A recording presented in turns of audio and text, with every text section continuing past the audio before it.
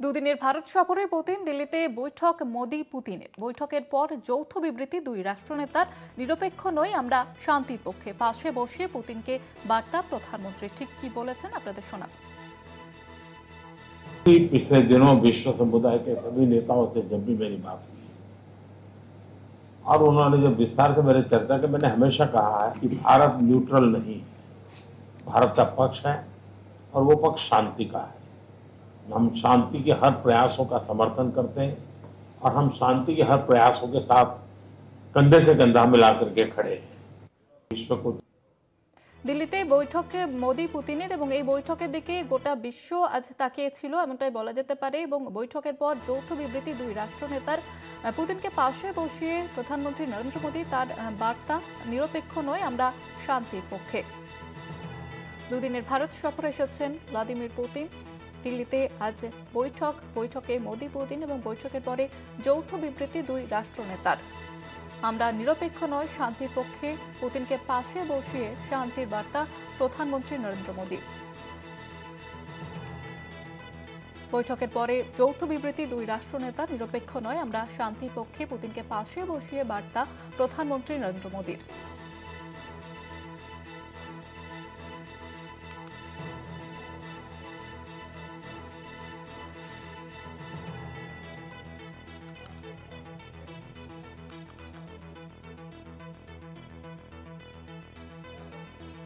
আমাদের মুখ্য রাজনৈতিক বিশ্লেষক জয়ন্ত ঘোষাল আমাদের সঙ্গে রয়েছেন এই মুহূর্তে টেলিফোন লাইনে। জয়ন্তদা, প্রধানমন্ত্রী নরেন্দ্র মোদি তিনি পুতিনকে পাশে বসিয়ে তিনি বলছেন যে নিরপেক্ষ নয়, আমরা শান্তির পক্ষে।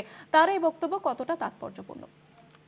খুবই তাৎপর্যপূর্ণ জয়িতা। তার কারণটা হচ্ছে যে পুতিনের সঙ্গে যে বৈঠকটা হচ্ছে সেই বৈঠকের সময় প্রেক্ষাপট মনে রাখতে হবে।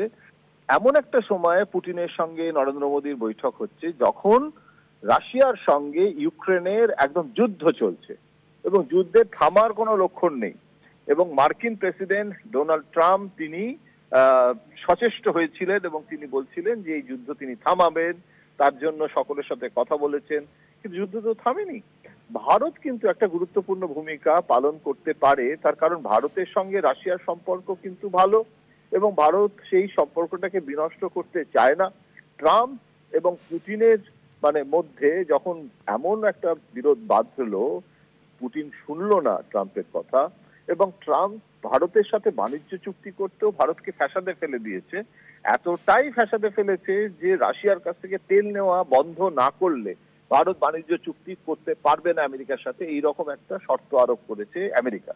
এখন এই পরিস্থিতিতে রাশিয়ার কাছ থেকে তেল নেওয়া আপাতত কিছুটাকে বন্ধ রেখে ট্রাম্পের সাথে একটা চুক্তি করার দিকেও যেরকম ভারতকে যেতে হচ্ছে, আবার অন্যদিকে এই যে পুরনো এতদিনের সম্পর্ক সেটা যে তারা বিনষ্ট করতে চায় না। তার কারণ কোনো দেশের সঙ্গেই যুদ্ধ করাটা কোনো সার্বভৌম রাষ্ট্রের এটা আদর্শগত অবস্থান হতে পারে না। সেই কারণে প্রধানমন্ত্রী বলেছেন যে তিনি নিরপেক্ষ নন, কেননা তিনি যুদ্ধের পক্ষে নন, তিনি শান্তির পক্ষে। ভারত শান্তির পক্ষে, এটা তো ভারতের একটা সর্বভারতীয় অবস্থান। এটা কিন্তু বিজেপি বা তৃণমূল বা কোনো দলীয় রাজনীতির প্রিজমে দেখাই চলবে না। এখন এই পরিস্থিতিতে আমার যেটা মনে হচ্ছে যে খুব সফলভাবে